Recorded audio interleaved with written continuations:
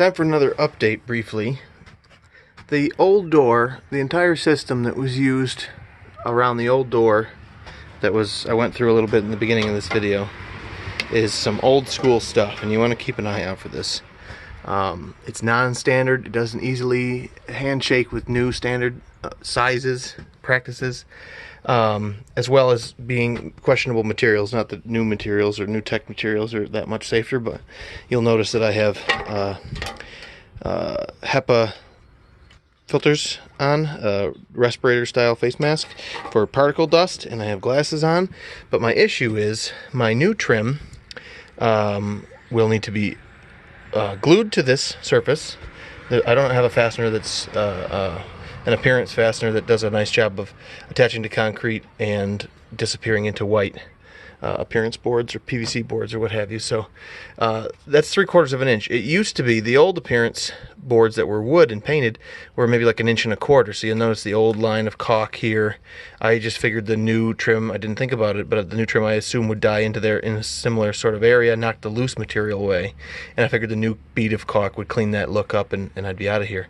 This, the new trim isn't thick enough, it doesn't quite get there. So the new line of caulk would go inside here and there'd be this old ragged white line around the door. Another unacceptable thing as far as I'm concerned.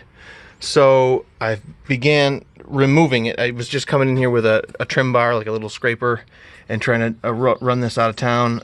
Some of it let go and some of it has not. So I came back with a flap disc, sandpaper flap disc on my angle grinder.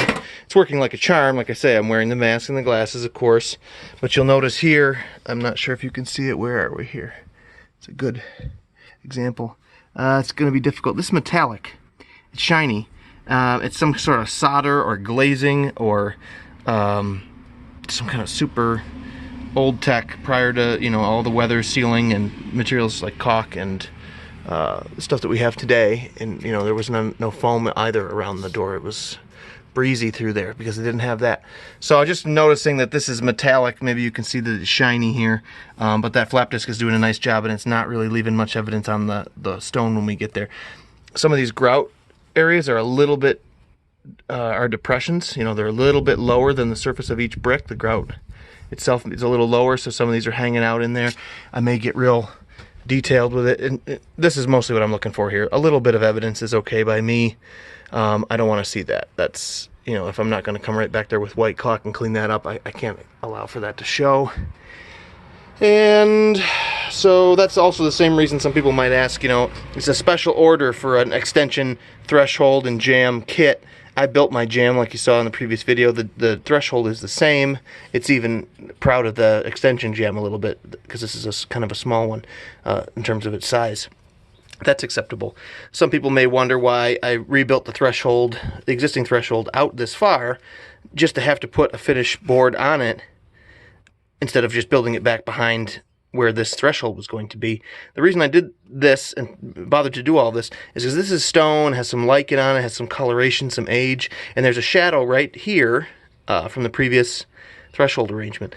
I didn't want to rebuild the threshold for the new door and send it back 2 inches back here and have it die out behind the aluminum and put my white appearance board trim back there and everything, because there'd be a shadow line here where weathering and time has aged this stone to a point, and then after that point there's whatever sort of a line and it's completely different after that point. It just would never equalize, or it would take a long time to equalize visually. I'd rather address it this way. It's sort of a personal choice, I think. A lot of ordinary builders and stuff just maybe even overlook this white crap left on here because, like, what are you going to do about that? Who knows? Who cares?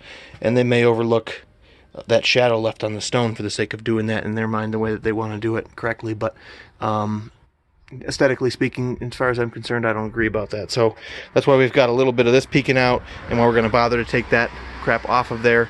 And I just wanted to make a note of it, and we'll be back when it's time to glue. We're going to glue the outside trim and the inside trim, and we're going to take the door off the hinges, and we're going to get it all PL adhesive set up right where we want, and we're going to clamp around the whole door opening. It's a nice, almost 70 degrees out today. We'll give it several hours to cure up, and then by this evening we'll put the door back on and take the clamps away.